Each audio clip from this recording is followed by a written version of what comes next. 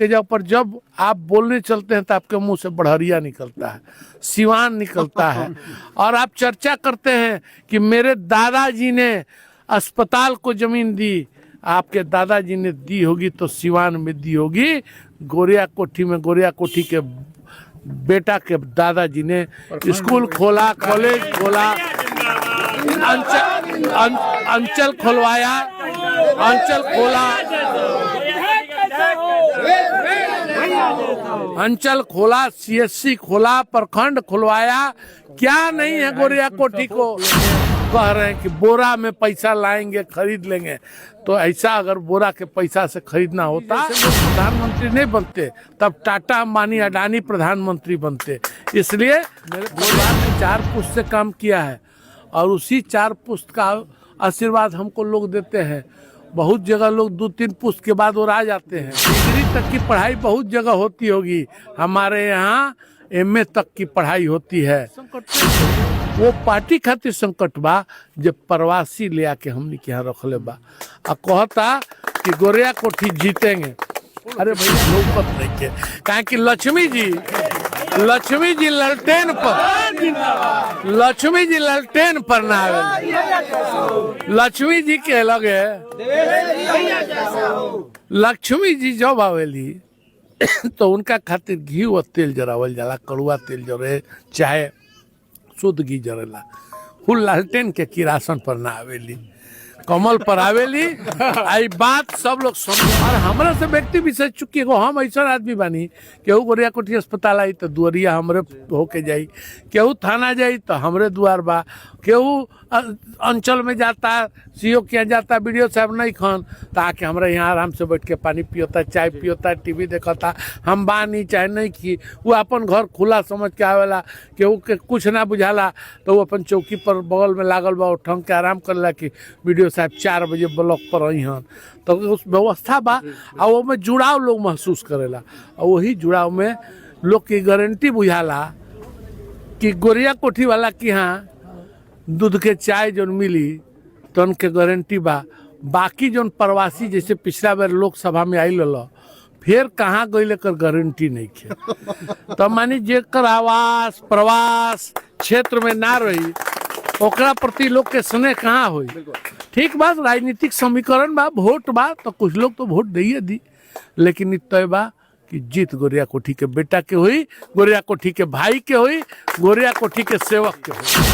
कार्यकर्ता के सम्मान के संकट और वह सम्मान के खिलाफ स्वाभिमान खातिर जे लोग हमारे राजनीतिक विरोधी भी रहा, उनकर समझ हो सकला विरोधी नेता बाड़े, उनकर मजबूरी बा कोनो दल से बाड़े जुटल तो ओकर बात कइल, लेकिन समर्थक के बुझाता कि गोरिया कोठी के अपमान भइल बा, गोरिया कोठी के स्वाभिमान के ठेस पहुंचल बा, यही से गोरिया कोठी के संकट के। नमस्कार प्रणाम रउआ सबके बता दी कि अभी हम बानी गोरिया कोठी प्रखंड के हमनी के सतवार बलुआ टोला गांव में बनी सन और यहाँ पर विधायक जी पहुंच रही है। निवर्तमान विधायक देवेशकांत सिंह जी एनडीए प्रत्याशी बनी और लगातार हर जगह घूम घूम के कैंपेनिंग कर रहा बनी, लोग से मिलजुल रहा बनी और अपन बात सरकार के बात जनता के सामने रख रहा बनी। बातचीत करब आज सतवार बलुआ टोला में कार्यक्रम भइल, काफी ऊर्जा जोश कार्यकर्ता लोग में, आम जनता में भी देखे के मिल रहा बा।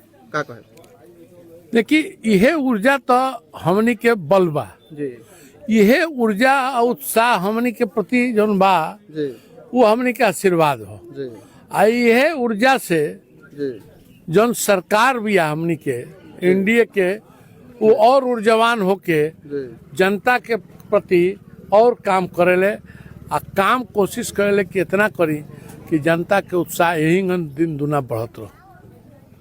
लगातार कैंपेनिंग हो रहा बा और नजदीक आवता 6 नवंबर के मतदान होके वाला बा। हमरा लगता कि 2 नंबर पर बानी ईवीएम क्रमांक में, ईवीएम क्रमांक में 2 नंबर पर बानी जी। ईवीएम क्रमांक संख्या वो अल्फाबेटिकली होला, हिंदी के ओ के हिसाब से ओ आई को ईवीएम क्रमांक में 2 स्थान पर बानी। का लोग से बताओ तनी हमनी के बताओ सर कि ईवीएम में जौन क्रमांक 2 बा ऊपर सामने में कमल के निशान बा, वही पर वोट करे के बा। आज जनता इतना समझदार बिया कि ओकरा काले लक्ष्मी जी के साथे इतना न कमल देखले बिया कि कमल छोड़ के कुछ लौकत नहीं के, काहे कि लक्ष्मी जी ललटेन पर ना आवे। लक्ष्मी जी के लगे लक्ष्मी जी जब आवेली तो उनका खातिर घी और तेल जरावल जाला, कड़ुआ तेल जरे चाहे शुद्ध घी जरेला। फुल लालटेन के किरासन पर ना आवेली, कमल पर आवेली। आई बात सब लोग समझौता आ उहे लक्ष्मी जी के सब लोग चाहेला कि सालों साल ना जीवन पर्यंत वो परिवार में रहस आ परिवार के सुख समृद्धि बनल रहो और धन उन्नति होत रहो। तो हमार जो कमल निशान बा वो 2 नंबर पर बा।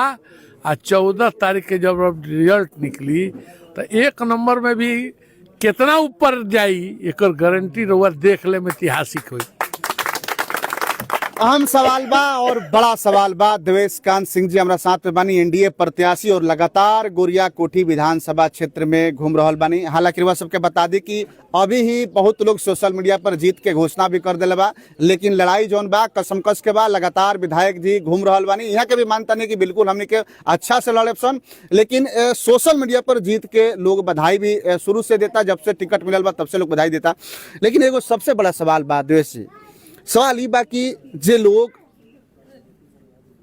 देवेश जी के खिलाफ बोलत रहे, जे देवेश जी के एंटी में बोलत रहे, वो लोग भी आ करके देवेश बाबू से गमछा उड़ाता और देवेश जी स्वागत करता नहीं, सोशल मीडिया पर दिखाई देता। देखिए कुछ लोग जो विरोध में रहो व्यक्तिगत विरोध थोड़े रहो, हमरा से झूठ आर डरे के झगड़ा थोड़े रहो कि हम उनका खेत कोड़ ले बानी। हर आदमी की आकांक्षा जुड़ाव व्यक्तिगत रूप से कहीं होला, लेकिन जब सब पार्टी टिकट देला तो जौन व्यक्ति समझदार होला वो कुछ एगो स्वनिर्णय लेला कि हमारा गांव के बेटा के हो, हमार हितैषी के हो, हमार शुभ चिंतक के हो, के हमरा खातिर काम करी, के हमार चुनाव लड़के भाग जाई, के हमरा खातिर आपन सब कुछ न्यौछावर करी।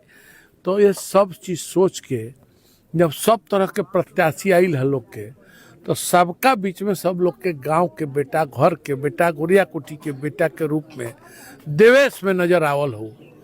हम तो अभी 5 वर्ष विधायक रहल बानी, लोग तो 20-20 वर्ष दिले बा, कुछ नहीं के पहले हमरा से तो मानी कभी कोई झगड़ा कर तो लोग कहला रोड टूट गई, तो हम कहनी कि भाई बनल बात तो टूट गई।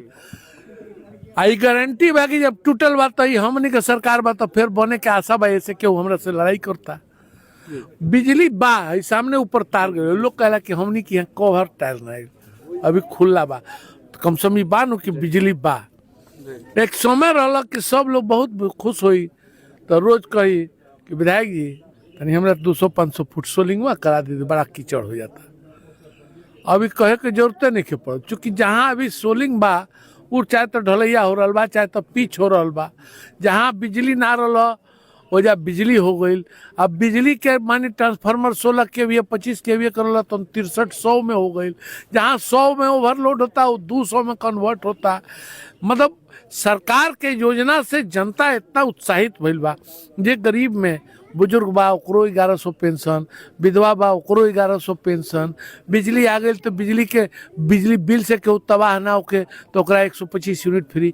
125 यूनिट फ्री भइला से इतने फायदा भइल बा कि एक तो सब परिवार के 125 मिलता, अगर 1000 परिवार अगर कोनो पंचायत में बा तो बुझिए 800-900 के फ्री हो जाता।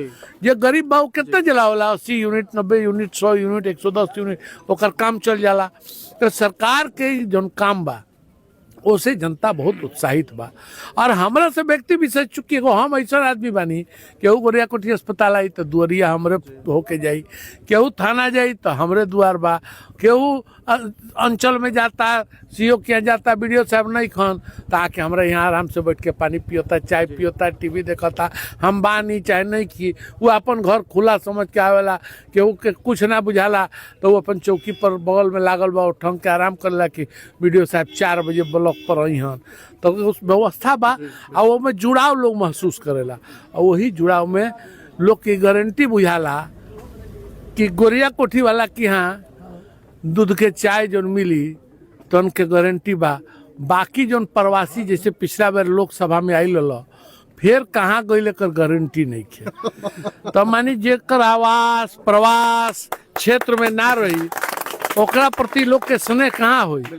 ठीक बात, राजनीतिक समीकरण बा, वोट बा, तो कुछ लोग तो वोट दिए दी, लेकिन इ तय बा कि जीत गोरिया कोठी के बेटा के हुई, गोरिया कोठी के भाई के हुई, गोरिया कोठी के सेवक के हुई। एगो अंतिम सवाल हमारे बाटे, अपना हमनी के गोरिया कोठी में जो बुद्धिजीवी लोग बा जे राजनीति के बड़ा बढ़िया सोच समझ रखता, वो लोग ये बात पर चर्चा करता कि देवेश जी से हमनी के बाद में बतिया लिया, कोनो समस्या बा तो बाद में हमने के एक जगह बैठ के समझ बुझ लिया, लेकिन अभी जो बा गोरिया कोठी के ऊपर संकट बा, हमने के गोरिया कोठी के बचावे के बा। आखिर हम समझे के चाहता नहीं देवेश जी से कि आखिर गोरिया कोठी पर कौन संकट आइल बा। देखिए, गोरिया कोठी पर जो संकट आयल बा वो विशेष ये बा कि देखिए हमनी के 2010 में गोरिया कोठी का नया पर्ची बनबा। 2010 में भाजपा समर्थित भाजपा एनडीए से हमारे पिताजी से उम्मीदवार रहनी, जीतबो कैनी। 15 में हम चुनाव लड़नी, जीतबो कैनी, हार गई। लेकिन देखिए 2020 में हम जीतनी। तो एगो चीज तो सब में कॉमन बा, जीतल हर बार नीतीश। 10 में पिताजी जीतनी तब वो नीतीश, हम हरनी तब वो नीतीश, 20 हरनी जीतनी तब वो नीतीश, आ 25 फिर नीतीश। तो ये संकट में संकट वो लोग खातिर आ गइल बा जे हर बार प्रत्याशी बदलता। 10 के गारंटी जेकरा दिहल गइल वो हार गइले 14,000 से, 15 वाला तो जीत गए नीतीश जी के आशीर्वाद से, 20 वाला हार गए फिर 12,000 से। तो फिर लोग परिवर्तित कैल है, लेकिन लोग के संकट बुझाता कि हमनी के बांट चूट के लड़ लेत रहनी हसन, घर के उम्मीदवार वाला खिसिया लेत रहनी हसन। लेकिन अब अगर प्रवासी अगर आके बाहर में से प्रवेश कर लगी तो प्रवेश बाहर वाला आके करे लगी, तो छोटा दल होके बड़ा दल होके कोई दल होके कार्यकर्ता के सम्मान के संकट और वह सम्मान के खिलाफ स्वाभिमान खातिर जे लोग हमारे राजनीतिक विरोधी भी रहा, उनकर समर्थक हो सकला विरोधी नेता बाड़े, उनकर मजबूरी बा कोनो दल से बाड़े जुटल तो ओकर बात कइल, लेकिन समर्थक के बुझाता कि गोरिया कोठी के अपमान भइल बा, गोरिया कोठी के स्वाभिमान के ठेस पहुंचल बा। यही से गोरिया कोठी के संकट के कि बाहर से केहू आई ये हमनी के ना थोप विश्वास करम सन, हमनी के जनता के साथ गोरिया कोठी के बेटा के साथ रहम सन। और कोनो विशेष संकट नहीं है, वो पार्टी खातिर संकट बा जब प्रवासी ले आके हमनी के यहाँ रखले बा आ कहता कि गोरिया कोठी जीतेंगे। अरे भैया, गोरिया कोठी के जब पर जब आप बोलने चलते हैं तो आपके मुंह से बढ़हरिया निकलता है, सिवान निकलता है, और आप चर्चा करते हैं कि मेरे दादाजी ने अस्पताल को जमीन दी। आपके दादाजी ने दी होगी तो सिवान में दी होगी, गोरिया कोठी में गोरिया कोठी के बेटा के दादाजी ने स्कूल खोला, कॉलेज खोला, अंचल खुलवाया, अंचल खोला, अंचल खोला, सीएससी खोला, प्रखंड खुलवाया। क्या नहीं है गोरिया कोठी को? हमारा गोरिया कोठी डिग्री तक की पढ़ाई बहुत जगह होती होगी, हमारे यहाँ एमए तक की पढ़ाई होती है। इसलिए हम प्रवासी को नहीं प्रवास देंगे। हम गोरिया कोठी को जिसने सेवा किया है पुश्तों से, मेरे परिवार ने 4 पुश्त से काम किया है और उसी 4 पुश्त का आशीर्वाद हमको लोग देते हैं। बहुत जगह लोग 2-3 पुश्त के बाद और आ जाते हैं, लेकिन चौथी पीढ़ी में भी मुझे लोगों का, जनता का समर्थन और आशीर्वाद अगर मिल रहा है तो परिवार ने कुछ किया है और आज भी कर रहे हैं। लोग बाहर से आके सोच रहे हैं कि हम लोग थोप लेंगे, कह रहे हैं कि बोरा में पैसा लाएंगे, खरीद लेंगे। तो ऐसा अगर बोरा के पैसा से खरीदना होता तो अटल जी और मोदी जी जैसे लोग प्रधानमंत्री नहीं बनते, तब टाटा, अंबानी, अडानी प्रधानमंत्री बनते। इसलिए गोरिया कोठी के संकट बहुत तत्काल 20 दिनों के लिए है और उनके राजनीतिक कारणों से संकट है और उन राजनीतिक कारणों को हम समाप्त कर देंगे। गोरिया कोठी मजबूती के साथ गोरिया कोठी के बेटा के साथ खड़ा रहेगा, गोरिया कोठी के सेवक के साथ खड़ा रहेगा, नीतीश और नरेंद्र मोदी के डबल इंजन की सरकार के साथ खड़ा रहेगा, सड़क के साथ खड़ा रहेगा, बिजली के साथ खड़ा रहेगा, अपने साइकिल पोशाक के लिए खड़ा रहेगा, अपने मुफ्त अनाज के लिए गरीबों को देने वाली सरकार के साथ खड़ा रहेगा, आयुष्मान कार्ड देने वाली सरकार के साथ खड़ा रहेगा, बिजली बत्ती को 125 यूनिट फ्री करने वाली सरकार के साथ खड़ा रहेगा, पेंशन देने वाली के साथ खड़ा रहेगा, महिलाओं को रोजगार देने के लिए 10-10 हजार रुपया देने वाली सरकार के साथ खड़ा रहेगा और जनता से, जनता के लिए, जनता के सेवा के लिए करने वाली सरकार के साथ खड़ा रहेगा और ये संकट 20 दिन में हल हो जाएगा। 14 तारीख को हम गोरिया कोठी का विशेष विजय पर्व मनाएंगे। बिल्कुल। तो देख सकता नहीं कि लगातार जौन बा कैंपेनिंग चल रहा बा, गांव में क्षेत्र में देवेश जी जाकर के लोग से मिल रहा बनी, सरकार और अपन विकास के लगातार जनता से बतावे के प्रयास करतनी। हालांकि यहाँ के बताओ तनी कि जौन संकट आयल बा गोरिया कोठी पर, बहुत जल्द वो संकट के मतलब की समाप्ति हुई, चूंकि गोरिया कोठी के जो बुद्धिजीवी लोग बा, जो सोच समझ रखता राजनीति के, वो लोग लगातार चर्चा करता कि हमने देवेश जी से समझ लिहल जाए, बुझ लिहल जाए, बैठ के फरिया लिहल जाए। फिलहाल जो संकट बा गोरिया कोठी के, ओकरा ऊपर चर्चा करे के बा और गोरिया कोठी के बचावे के बा। बहुत बहुत धन्यवाद।